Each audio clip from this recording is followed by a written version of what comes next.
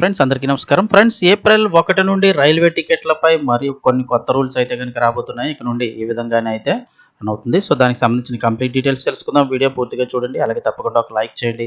మరిన్ని అప్డేట్స్ కోసం ఛానల్ని సబ్స్క్రైబ్ చేసుకుని ఫాలో అవుతుండండి. ఇక వివరాల్లోకి అయితే వెళ్ళిపోదాము. ట్రైన్ టికెట్లపై కొత్త రూల్స్ అయితే కనుక వచ్చేసాయి. క్యాన్సిలేషన్ రూల్స్ కూడా మారిపోయాయి. రిఫండ్ వివరాలు కూడా ఒకసారి తెలుసుకుందాము. భారత్లో రైలు ప్రయాణాలకు ఫుల్ డిమాండ్ ఉంటుందని సంగతి తెలిసిందే. దూర ప్రాంతాల కుటుంబంతో కలిసి వెళ్లాలన్నా, స్నేహితులతో కలిసి విహారయాత్రకు వెళ్లాలన్నా అందరూ రైలు ప్రయాణాలకి ఎక్కువ ప్రిఫరెన్స్ ఇస్తారు. ముందుగా రిజర్వేషన్ చేసుకుంటే టికెట్ ధర కూడా తక్కువగా ఉంటుంది. ఇప్పుడు ఇలా ట్రైన్ టికెట్ బుక్ చేసుకునే వారికి భారతీయ రైల్వే ట్రైన్ టికెట్ ఛార్జీలు రిఫండ్ నిబంధనలో కీలక మార్పుల్ని ప్రకటించింది.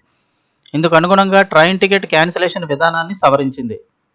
గత ఏడాది డిసెంబర్లో రైల్వే శాఖ కిలోమీటర్లు బట్టి ట్రైన్ టికెట్ ఛార్జీలు పెంచింది. ఇప్పుడు క్యాన్సిలేషన్ రిఫండ్కు సంబంధించి కొత్త రూల్స్ తీసుకొచ్చింది.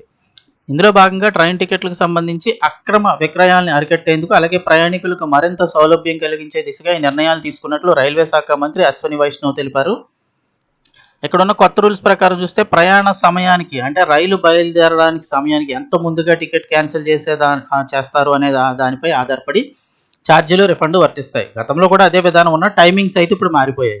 ఈ సవరించిన నిబంధనలు ఏప్రిల్ 1 నుంచి 15 మధ్య దశల వారీగా అమలు చేయనున్నట్లు రైల్వే శాఖ పేర్కొంది. ప్రస్తుతం చూస్తే కొత్త విధానంలో చూస్తే ఏప్రిల్ 1 నుంచి స్టార్ట్ అవబోతుంది. రైలు బయలుదేరనున్న 72 గంటల్లోపు టికెట్ క్యాన్సిల్ చేస్తే ఇక్కడ మీకు కనీస క్యాన్సిలేషన్ రుసుము మాత్రమే, అంటే జస్ట్ క్యాన్సిలేషన్ ఛార్జీలు మాత్రమే పడతాయి. పెద్దగా ఎక్కువగా కట్ అవ్వకుండా మీ డబ్బులు మీకు వచ్చేస్తాయి. మొత్తం రిఫండ్ పొందొచ్చు. దీన్ని మ్యాక్సిమం రిఫండ్గా పేర్కొంటారు. బేసిక్ క్యాన్సిలేషన్ ఛార్జీలు అనమాట. ఇక రైలు బయలుదేరే 72 గంటల నుంచి 24 గంటల లోపు కనుక మీరు క్యాన్సిలేషన్ చేసినట్లయితే 25% కోత విధించి మిగతాది రిఫండ్ వస్తుంది. అంటే మీరు 100 రూపాయల టికెట్ ఉంటే 25 రూపాయలు కట్ అయిపోయి 75 రూపాయలు వస్తుంది. ఇదే విధంగా ట్రైన్ బయలుదేరనున్న 24 గంటల నుంచి 8 గంటల లోపు కనుక చేసినట్టయితే, అంటే ఒక 8 అవర్స్ ట్రైన్ బయలుదేరిపోవడానికి ఒక రోజు నుంచి 8 గంటల లోపు చేసినట్టయితే 50% క్యాన్సిలేషన్ ఇస్తారు మీకు. అంటే ట్రైన్ టికెట్లో ఒక 50% వస్తుంది.